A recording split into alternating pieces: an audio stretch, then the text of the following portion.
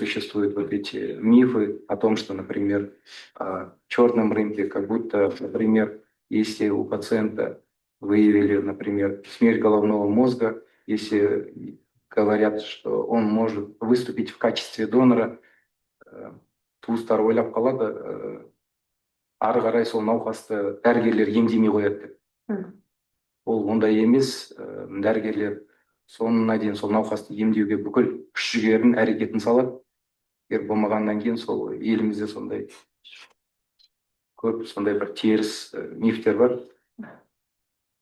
Бірақ қазіргі таңда трансплантация бойынша сосын дін жағынан да проблемалар бар. Жұрттар ойлайды, сол халық ойлайды, дін жағынан да кедергілер бар деп ойлайды.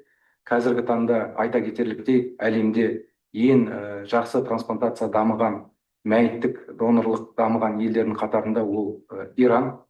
Бірінші орындарды алып отқан Сауд Арабия мемлекеттерінде сол мәйіттік донордан трансплантация өте жақсы дамыған.